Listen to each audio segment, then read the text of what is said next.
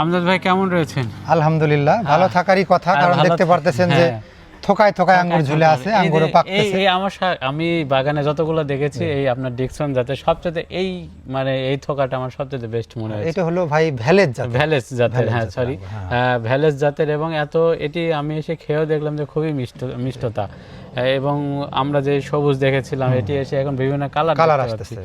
সবার একটি কথা যে অনেকে গাছ লাগাচ্ছে কিন্তু আঙ্গুর ধরছে না, এটি না হওয়ার কারণ কি? বা কারণটা আসলে এক হলো সঠিক জাত, আর দ্বিতীয়ত হলো যে এর হলো ডাল ছাঁটা একটা কাটিং যেটা আমরা বলি। এক কথা আমরা যখন এই যে ফলটা দেখতে পারতেছেন, এই ফল খাওয়ার পরে আমরা এই ডালটা 1 ফিট রেখে কেটে দেব। কেটে দেওয়ার পরে আঙ্গুরের নিয়মটা হলো যে সবসময় নতুন ডালে ফল আসে। যেরকম এই ডালটা পুরাতন হয়ে গেছে, এটা কিন্তু সামনে বার ফল দেবে না, যার কারণে এই ডালটা যখন আমরা কেটে দিব, এটা কাটবেন কোথায়? এটা ধরেন এই যে কুশি বের হয়েছে যে এই ডালে থোকা আসছে, এখান থেকে আমরা 3 থেকে 4টে গিট রাখবো, সর্বোচ্চ 5টাও রাখতে পারি। এখান থেকে আমরা কেটে দেবো। কেটে দিলে কি হবে, এখান থেকে নতুন যে শাখাটা বের হবে, এই শাখাতে আমাদের পরবর্তী যে ফলটা আসবে, এই শাখার থেকে ফলটা আসবে। এখন কেউ যদি এই ডাল এইভাবে রেখে দেয় তাহলে কিন্তু সে কাঙ্ক্ষিত রেজাল্ট পাবে। এটাই হলো পার্থক্য। এর দ্বিতীয়ত হলো যে জাতের একটা ব্যবধান থাকে, ভালো জাত। আরেকটি বিষয়, আপনি আঙ্গুর শুরু করছিলেন কিভাবে? ইউটিউব দেখে বা? হ্যাঁ, এটা আসলে আমরা ইউটিউবে এবং ফেসবুকে বিভিন্ন প্রতিবেদন দেখি বাহিরের দেশে, মানে আমাদের দেশের যে কিছু লোকজন আছে অস্ট্রেলিয়াতে, রাশিয়াতে, ইউক্রেনে আপনার আঙ্গুর বাগানে কাজ করে, ওনারা বিভিন্ন ফেসবুক ব্লগ করে ভিডিও ছাড়ে। ওই ভিডিওগুলো দেখে আমি উদ্বুদ্ধ হই যে আসলে আমাদের দেশে আঙ্গুর হয় না কেন, কি কারণে হয়। আগে মানুষ লাগাইতো টক আঙ্গুর হইতে, টকও হয় কেন আর কি কারণে হয় না।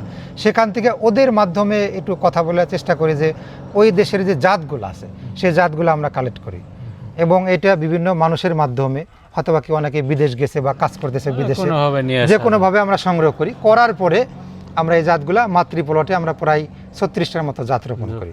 সেখান থেকে আমাদের মোটামুটি কমন 5-6টা জাত, তার মধ্যে বাইকোনোর, একলো, ডিকসন, ভ্যালেজ, গ্রিন লং, এ ধরনের কিছু জাত আছে যেগুলা ব্যাপক ফলন আসে, যেটা বাজারের মতো সুস্বাদু, মিষ্টি এবং ধরনটাও ভালো। সেখান থেকে উদ্বুদ্ধ হই এবং মাতৃবাগান করি। এটা দেখতেছেন, এটা 25 শতক জায়গা। বাড়ির ওইখানেও আমাদের যে বাগানটা আছে ওইটাও 25 শতক, আবার বাহিরে একটা আছে ওইটা 15 শতক।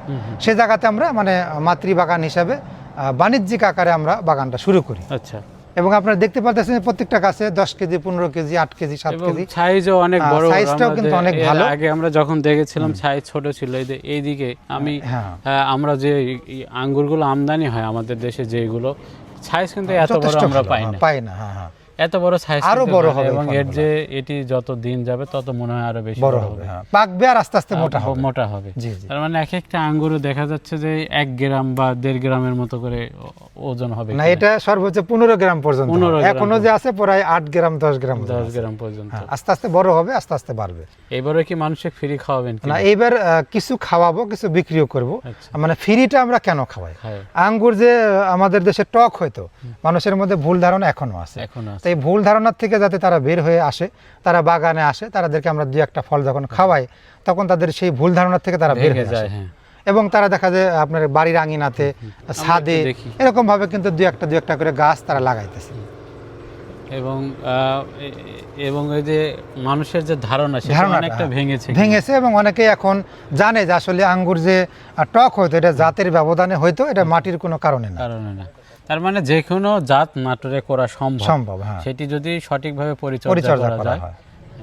তো এবার কত টাকা বিক্রি আশা করছেন? আশা করতেছি এই বছরে এই বাগানটাতে প্রায় আমাদের 100 পিস গাছ আছে, প্রত্যেকটা গাছে প্রায় 10 KG, 12 KG, 8 KG, 15 KG, 20 KG পর্যন্ত ফল আছে। গড় এভারেজে যদি আমরা 10 কেজি করে ফলও ধরি, মোটামুটি বাজার মূল্য এখন খুচরা বাজারে 450 টাকা কেজি।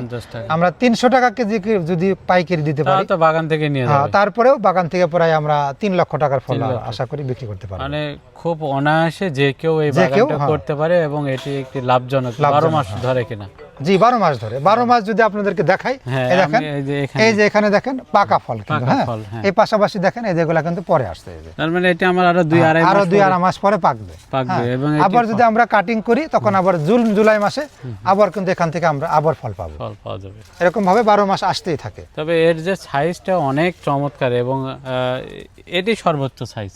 হ্যাঁ আরো বড় হয় আসলে আমাদের এখানে একটু ভুল আছে, সেটা হলো কি যে গাছ একটু ঘন দিতে হয়, আচ্ছা। ফলের পরিমাণটা একটু কমায় দিতে হয়। কমায় যেরকম দিতে একটা গাছে 100 টাকাও ফল আছে, আচ্ছা আর ফলটা যদি পরিমাণে কমায় রাখি, দেখেন এটা কিন্তু একটা কাছাকাছি থোকা, এটা কিন্তু 500 গ্রাম হয়ে যাবে। 500 গ্রাম হয়ে আবার এই দূরের যে থোকাগুলো আছে সেগুলা কিন্তু অনেকটাই ছোট হয়ে এই গেছে। থকাটা দেখা যাচ্ছে যে অনেক বড়। অনেক বড়। এই এটার থোকা কারণ এবং হলো কি যে পুরা গাছ একটা প্রতি থোকা। আপনাদের গাছ প্রতি আপনাদের থোকার পরিমাণ কমায় দিয়ে গাছটা ঘন লাগে, ঘন রাখাতে হবে। তাহলে আপনার থোকার কোয়ালিটিগুলো অনেক ভালো হবে। জি ধন্যবাদ। হ্যাঁ, শুনছিলেন আমজাদ ভাইয়ের কাছ থেকে মানে আঙ্গুর চাষ নিয়ে A to Z।